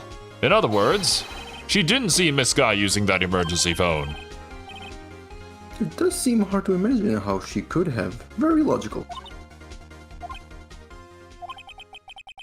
What's the matter, Star? Cat got your lunchbox? Mr. Wright, I hate to bother you while you're celebrating your victory, but why would Mr. Star lie like that? Miss... Huh? It reminds me of Stark. Sound like Mr. Stark. Mr. Stark? Yeah, I see it. Why would she say that my sister had tried to use the phone but failed? It doesn't make any sense why I lie about something so insignificant. Oh, dang, she's right. I mean, maybe she really did see her try to use the emergency phone. I see no room for doubt here. You ordered the patooey on rice, right?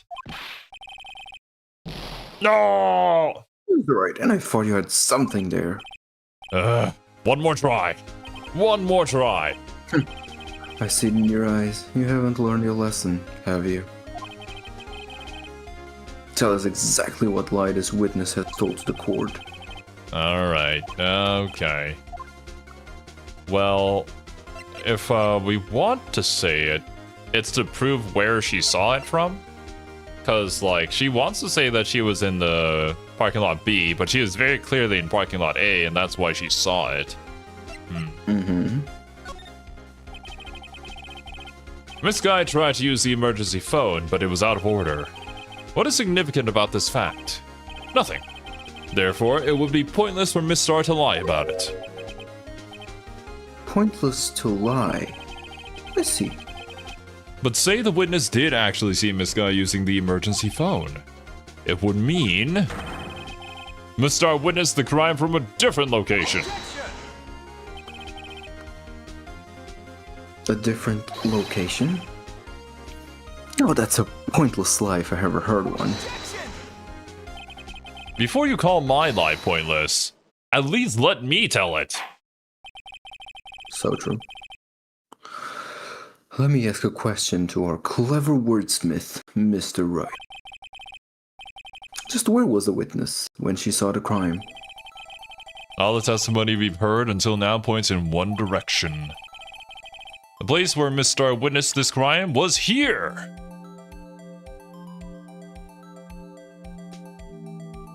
It would have to be somewhere in parking lot A, right? Mm-hmm. Very specific spot. Could you witness all this from the security room, actually? How high? The security room is pretty high up, so she could definitely see over the partition. Cause like, if she was just standing in parking lot A, just like, in this general area, would Miss Lana not see her? She hiding behind a car or something?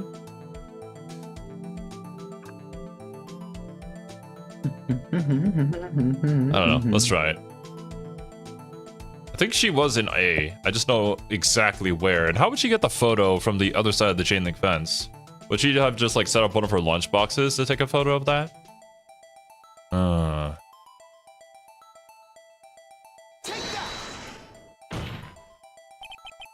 This is the only place where she could have been.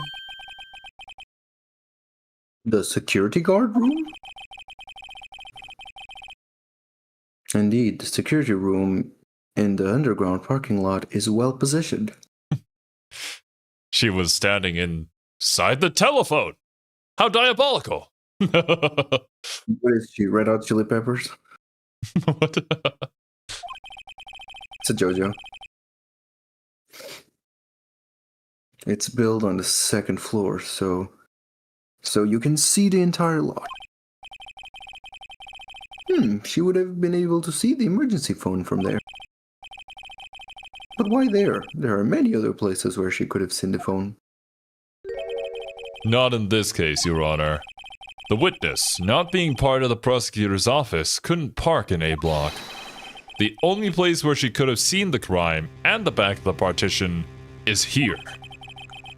I remember in your testimony you said you brought a lunch to your boyfriend in the security guard room, yes? Well, Miss Star? How many years have I been getting the better of men?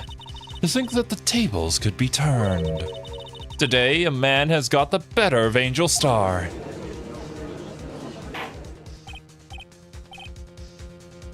Order. Witness? What have you done? You used to be a detective, you know? You should know better. I'm not turning back. The guilty will be punished. And I'll do what I must to make sure justice prevails. The guilty? Was she talking about Miss Sky? Mr. Wright, doesn't it strike you as odd? Why did Miss Star lie? Doesn't make sense. Huh? She could have just said she was she saw the crimes from the security guard station. It wouldn't have changed anything. Exactly. This photograph tells all. It was the defendant who stabbed the victim. That is a leap in logic, my dear guy. The truth still stands. It still stands? I disagree, Mr. Edgeworth.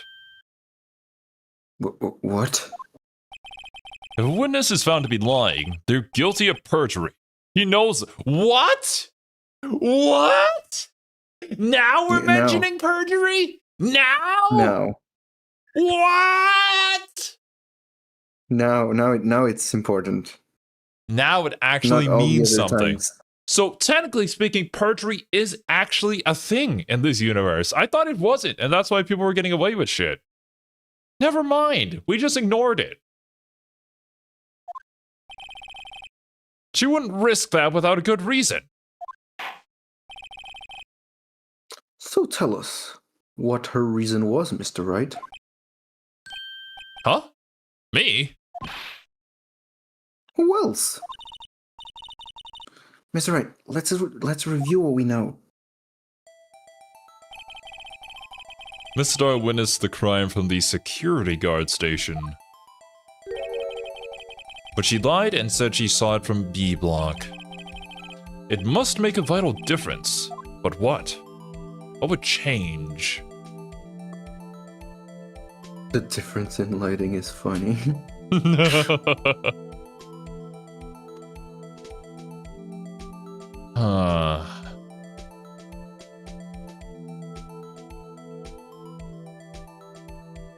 Would be the distance to the crime, I would assume. I mean, if she was in the security guard room, you could have done a lot more. But wait, no. I need to be thinking in a way to prove something. Not making assumptions on my end. Angle of view to the crime. I don't think that makes any sense, right? No, wait, it does.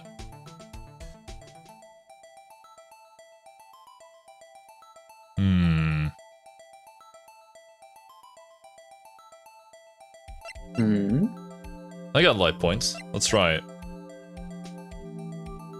With angle of view to the crime, you could say that those pictures were there because she was trying to use that picture to incriminate her, but she wasn't even there, which means that it would prove that she preemptively put down something to take a picture there when she wasn't even there, which is very suspicious, wouldn't you say?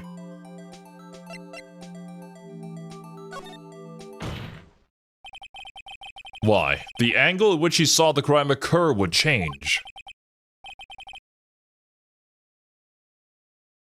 The angle? What do you mean? Well, the security guard station is on the second floor and, she would have sort of a more 3D view of the crime. And this is important, why? Never mind. Okay, Phoenix was not thinking the way I was thinking. Never mind.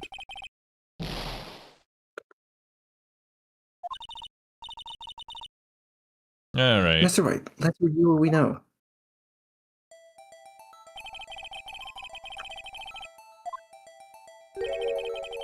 Alright, yeah. Okay. Then yeah, the only real one is distance to the crime, right? What does difference in lighting do here? That doesn't make any sense. Fine, then what is your reasoning for distance to the crime? Changes the distance between her and the scene of the crime. Objection! My condolences, Mr. Wright, but one look at the floor plans and it's quite clear.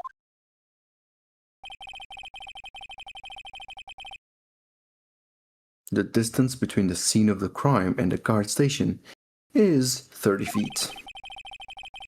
I don't see how that would change what she could... Objection! What she saw is not in question here. What matters is the time it would take her to reach the scene of the crime.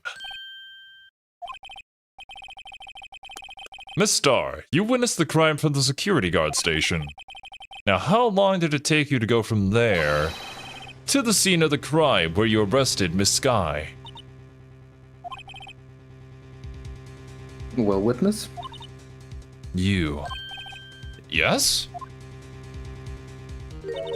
You ordered the squid wheels, right? The quality of my lunches has gone from low to inedible. I was bringing a PB&J lunch with fresh boysenberry jam to my boyfriend.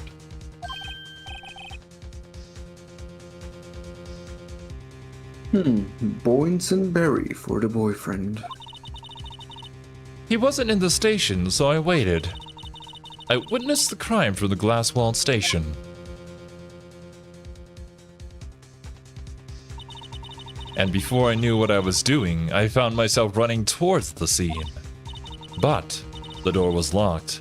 I couldn't open it.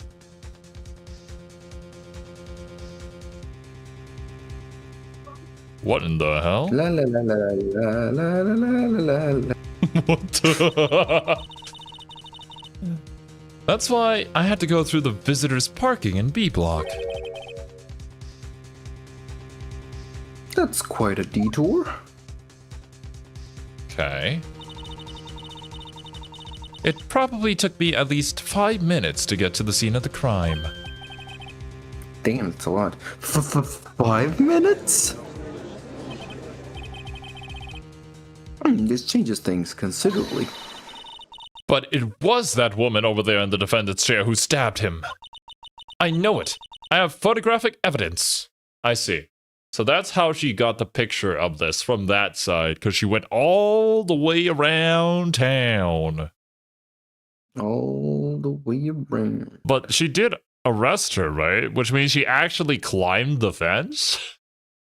Bruh. And what happened in those actual 5 minutes? I swear it. I swear it on my finest plastic spork.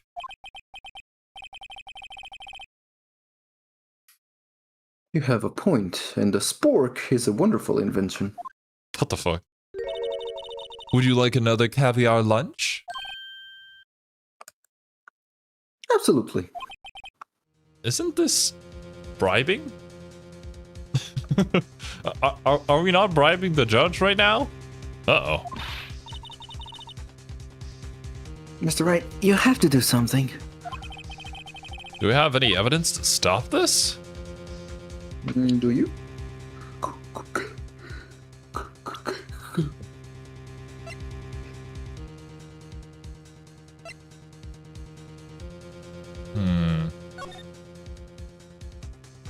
Okay.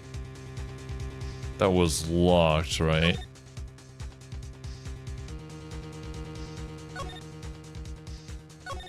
Hmm. 5 minutes is a long ass time.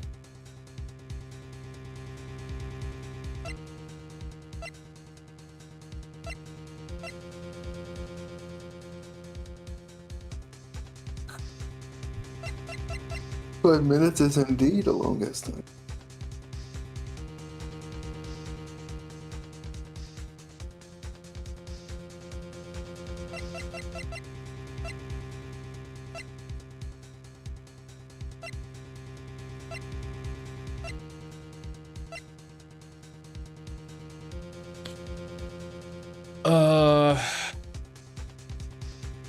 The warden muffler was overheard during call me to Emma at 5:18. Edgeworth's car arrives at 5:12.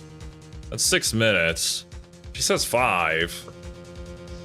5 is a long ass time to go from one end of a parking lot to another. Doesn't make a whole lot of sense.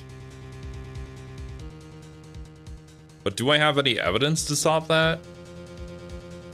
How would I connect any of the evidence that I currently have to contradict this?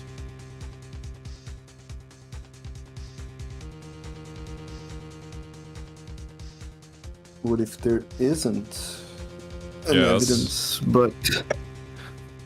It's kind of what I'm thinking. But like, we're gonna have to press later. This is one of those trying to trip me up sort of things. I feel like this is more of illusion of choice, because Yeah. whenever you see a watch and sit, it's more like something will happen. You're like, oh shit, I have to say something. Mm-hmm. Yeah, I'm feel like like trying to that- think it over twice and thrice of any evidence that we have. I don't think there is. I think I need more evidence before I go sticking my spork in this mess. Ooh, caviar. Oh, how it makes my eyes tingle. Excuse me? Mr. Wright! No evidence can win against the raw power of caviar. It's scientific fact. The only thing that's left is your strong presence and daft powers of deduction. Let's screw the lid back on those overpriced fish eggs. Objection! No shit. 5 minutes between the witnessing of the murder and the arrest? Think about it. You can make pasta in that amount of time. If you like it al dente. Dente? I don't know what Al that dente. word is. Al dente is basically when you want your pasta hard, but like not too hard. Like that perfect chewy, but still feel hard. Oh, That's so the there's al like, dente. I see, different level of stickiness or chewiness to the pasta Instead itself? instead of being like mushy, it's like it's like tender and hard, but in the perfect point that people see. like. That's al dente. I don't know that much about pasta, unfortunately. If it's good, it's good. I've It is got good, lunch yeah. boxes that tie pasta into knots, rookie. 5-minute blank. Isn't that strange? Doctor? Strange. If you were a criminal, what would you do with 5 minutes, Your Honor? Hide the body. Well, Flee the scene. I guess I'd flee the scene. Hey! Don't get the wrong idea. I didn't kill anyone. Don't worry, Judge. We don't know where the bodies are buried. Yet. But you have the instincts of a killer. You would run. But this time was different. Miss Guy dawdled at the scene of the crime. She even had her picture taken. No true criminal would act this way. It's inconceivable. Yarg! Yarg. That is true. Yeah, that's a good point, actually. If she committed the Well then. murder, then she went to use the emergency phone, then she went back to look all pretty in the trunk of the car, so that 5 minutes later she could run over to take a picture of her? I don't think that's how that would work. Good point. Well then, it seems we've come to the end of this testimony. The witness has a grudge against the defendant and a blank in her testimony. Mr. Edgeworth, is the next witness ready to go? Unfortunately, I appear to have overestimated this witness on account of her professional history. Damn. We did it! We screwed that can shut, Mr. Wright. That was too close. I'm afraid that the cough-up queen has been dethroned. And with that, court is adjourned. The judge trying to drop one-liners?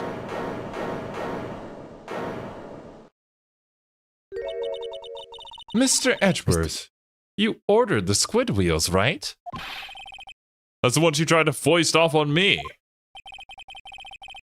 I prefer to not take the defense team's left over anything else to say. I might be able to save you. I have decisive evidence. What was that? Is this another one of her trick lunchboxes? My apologies, but we have no further questions to ask you, Mr. Star. Miss Star. Fuck! Ha! Mister. Is this your jumbo lunchbox? Woohoo! A triple-decker! Out of deference to the witness determination, I'll allow one more testimony. This court is corrupt. Let's hear about this decisive evidence. Also, how much has this judge eaten by now? A lot. Like the Lunchland motto says, you won't be disappointed. What's she gonna pull out of her lunchbox this time? Oh, God. By the way, I don't know if you want, like, if you don't know if you want to look at the time. Ah, yeah. We're a little over time. I don't think I can exit this right now, though. You can read the testimony and then whenever you're doing Oh, actually, I can. safe. Oh, you can? Oh, then Yeah, there you go. perfect. Perfecto. Right, dudes. Unfortunately, we're out of time for today, so we'll come back. Actually, not next week. Next week, I'll be taking a break from streaming. But the week after, we'll be back to continue the trial, and hopefully I'll remember all the details. If not, we'll stumble for a little bit. And get back on our feet later. But yes, thank you guys so much for joining Silver and I. Hope you guys enjoyed your time, and hope you have a wonderful rest of your days. We will catch you guys next time. Later, dudes. Bye-bye. Bye-bye.